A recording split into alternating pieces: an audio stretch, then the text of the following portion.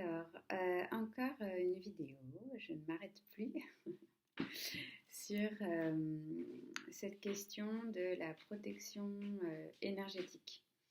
Alors, je trouve que c'est important d'y répondre déjà parce qu'on me la pose souvent cette question et en fait, moi-même, quand j'ai commencé à faire de l'énergétique, et puis en tant que personne très sensible, hein, mode éponge et tout, c'est une question qui est venue très très vite.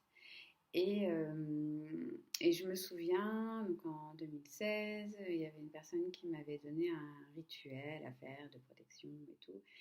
Et moi j'aime bien hein, tout ce qui est un peu ésotérique, etc. Et, euh, et en fait, je l'avais fait et je l'ai fait, je sais pas, 2, 3 fois, quelque chose comme ça.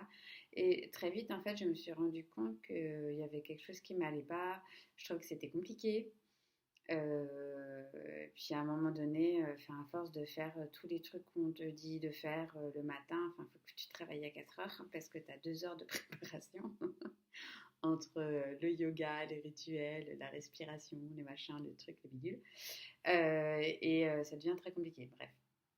Je me souviens que de tous les mouvements qu'on m'avait donnés, gestes qu'on m'avait donnés, il y en avait un qui vraiment me plaisait, me faisait du bien, et c'est le seul que j'ai conservé.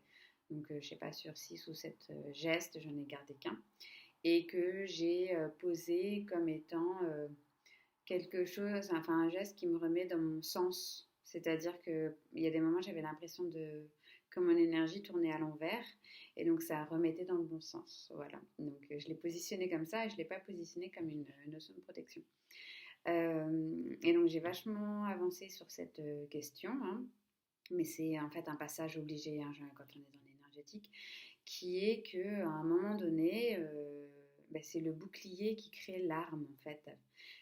C'est-à-dire que si on est sur la défensive et qu'on part du principe qu'on va se faire attaquer et que donc on génère une sorte de bulle de défense autour de nous ou de protection, on va créer en fait, forcément ça va créer l'inverse hein, dans la matière, et du coup on va créer l'arme et on va se faire attaquer tout le temps ou croire qu'on se fait attaquer tout le temps.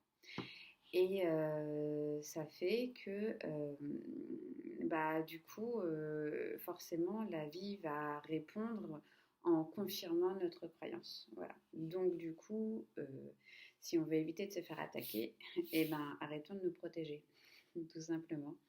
Voilà, lâcher le bouclier. Et de la même façon, lâcher les armes fait que, du coup, en face, on n'a pas des gens sur la défensive non plus. Ce qu'il faudrait arriver, c'est donc sortir de cette logique et remettre du dialogue, en fait, hein, tout simplement, entre les gens. Mais c'est le truc le plus simple qu'on n'arrive pas à faire. On aime bien les trucs compliqués. Et en fait, le plus simple, c'est juste de parler et de remettre du dialogue avec les gens, avec le monde, sans être dans un autre excès non plus qui est de tout montrer. C'est une juste mesure à trouver entre soi et les autres, quoi, tout simplement.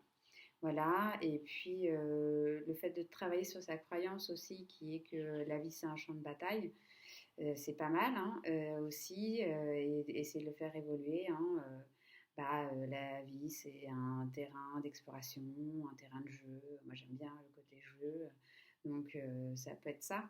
Et ça change tout de suite les relations qu'on a avec les personnes et les situations, le monde, etc. Donc, voilà. Il y avait autre chose que je voulais dire aussi, c'était sur la notion de vampire énergétique, mais que ça aussi c'est pareil. Moi aussi, hein, je suis tombée dans le panneau. Et en fait, les vampires énergétiques, ça n'existe pas. Enfin, en fait, si, on va être tous le vampire énergétique de quelqu'un, comme on est tous le con de quelqu'un.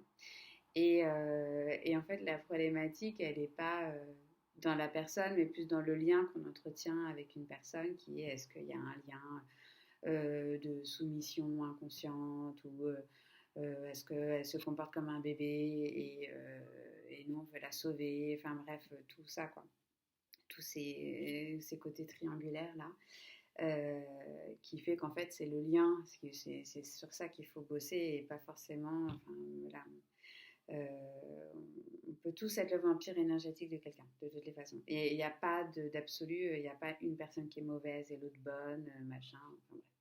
Ça, c'est hyper important aussi de le repositionner parce que sinon, on donne trop de pouvoir aux personnes, tout simplement qui nous font chier, hein, en fait. C'est tout. Hein.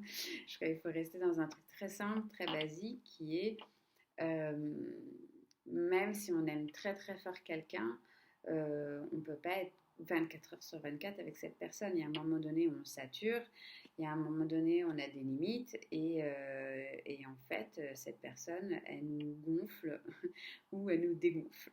Donc, d'où le vampire énergétique qui pompe, quoi.